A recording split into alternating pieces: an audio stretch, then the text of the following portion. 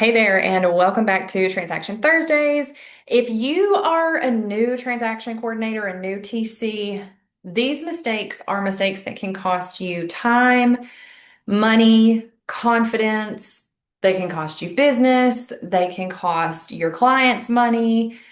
So I want to help you avoid them. We are going to go through the top three mistakes that new transaction coordinators make and how to avoid them at all costs. All right.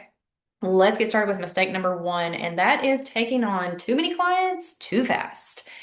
So I know as a new TC, you're really excited. A lot of times, new TCs will say yes to everything, like they have no boundaries at all. Um, and that's part of being a new TC. It's part of starting a new business, being excited, all those things. But it leads to overwhelm, it leads to burnout, and it leads to costly mistakes.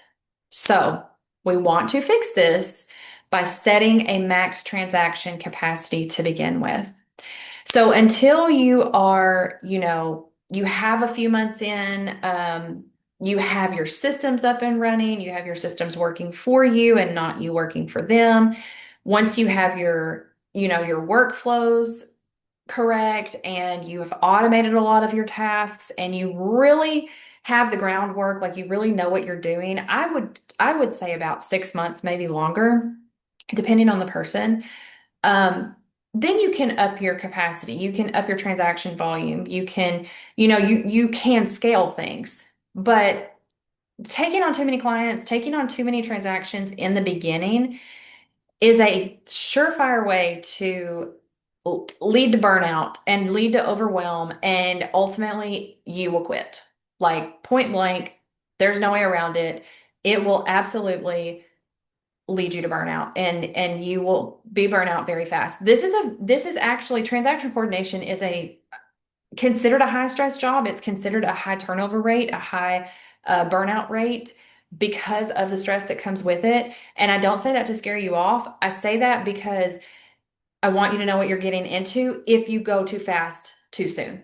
Okay, so that is mistake number one. Do not take on too many clients too fast. To begin with, start at 10 transactions a month, then move up to 20, maybe even start at five a month. Okay, so let's just do some quick math here. So let's say you're doing five transactions a month, and let's say $450 a transaction. You're still getting paid $2,250 a month, $2,250 a month on five transactions if you're charging $450 a closing. Okay, so let's say, I mean, obviously $450 a closing. Let's say you're doing 10, you're still making $4,500 a month. So I know that in the beginning it's like, okay, I can make this much money. Like I can close 20 transactions and I can make so much money, but you're gonna burn out. You're gonna burn out if you don't have the systems and the workflows and the processes set up and working for you. You will burn out and you will quit. When you have the systems, you have the processes, you have the checklists, you have the templates, you have all of that stuff, and you have things automated, that's when you can scale. That is when it is a stress-free job 90% of the time. But that is when you can absolutely grow and scale. Now, back to this. We need to fix it by setting a max transaction capacity. Okay. So set that capacity, whatever it is. If you are comfortable doing five closings a month, you need to stick to five per month for now. When you are more comfortable, when you have that flexibility, you feel like you can take on a little bit more, then take on a little bit more. Do not start off and be like, yes, I'll take every transaction that everybody will give me. And you start off with like 30 transactions or 40 or whatever it is. And then you're like, oh my gosh, what do I do? Like, I'm so overwhelmed. I don't even know where to start. So, mistake number two, no systems, no checklist. This is huge, huge, huge, huge. Winging it is absolutely disastrous in real estate, okay? You don't wing it. You don't like this is not you're playing with like this is real life, okay? This is money on the table. These are hundreds of thousands of dollars, millions of dollars in real estate transactions, in real estate deals. People put their money in as a deposit on these homes. And if you don't have systems, you don't have checklists, and something slips through the crack, you could cost them money. Okay. Money, time, other deals could fall through because they're contingent on this one. It can be a very big mess. Okay. So you have to have systems, you have to have checklists. Have to. It's a must. Okay. So when you are starting out as a new transaction coordinator, it is absolutely essential that you have some sort of transaction management system or software, and your checklists are in there. You know what you're doing from contract to close. If you need checklists, if you need email scripts, if you need any of that, you can go over to my website. It's reprosacademy.com. That's REPROS academy spelled out.com. And I have those resources over there for you. I don't want anybody to start out without checklists and email templates and systems, because this is where you streamline your business. This is where your business grows. Okay. This is how you scale. This is how you go from managing 2 transactions a month to managing 25, 35, or even 85 or 100. Okay. And hiring other people to help you do these things. So when you have systems, you can set your systems up to automate tasks for you. And then your business is running on autopilot, and you're in the background making sure the things are getting done, right? Like you are checking emails and things like that, doing admin things on the back end while other things are running on automatic. Um, Checklists are huge. You have to know where you're going from beginning to end, right? So you have to have a checklist for all of your due diligence dates, all of your deadlines, all of your documents that you need in a certain time frame. Like you have to have a checklist so you can know where you are, and you can be able to provide your client with an update, your buyer or seller with an update. When I say client, I mean agent.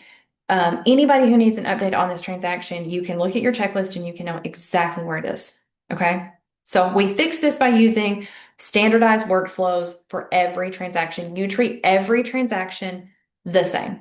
All right. You have the same process for every single transaction. Number three, and this is huge, is poor communication boundaries. Um, Being always available 24/7 leads to burnout faster than you can imagine.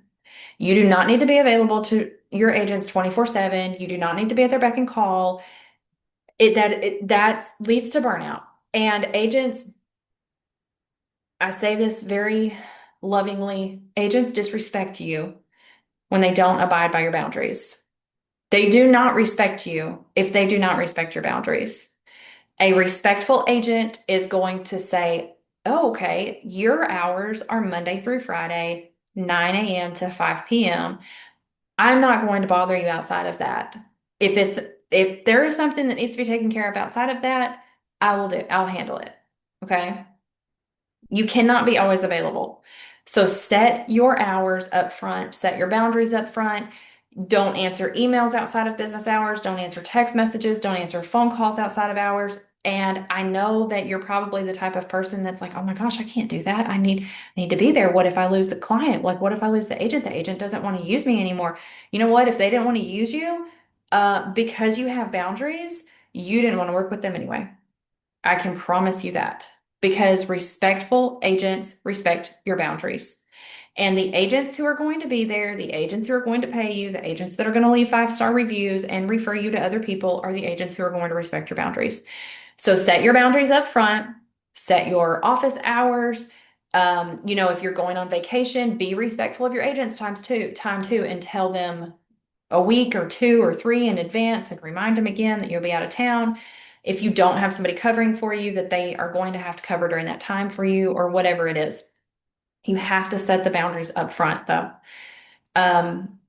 So you fix this by setting clear communication guidelines, clear expectations with your agents. And that is how you avoid making these 3 very costly mistakes. And if you can avoid these very early on, it's going to help you build your confidence, your professionalism, and your longevity as a TC, as a business owner. And then ultimately, once you do scale, once you do hire other TCs under you and you're growing your business, you're going to already have those guidelines in place for your business. And the next person that comes on is going to have those same guidelines. They're going to follow the exact same process that you do.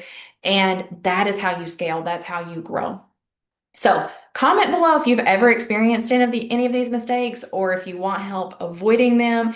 If you need those scripts, you need those checklists, you need all the resources. I will drop the link to my website down below, and you can head over there and get you some resources. And if you're not a TC and you want to become a TC, I also offer the course on my website. I've taught over 1,600 people how to become a TC and grow their TC business. So I will see you in the next video.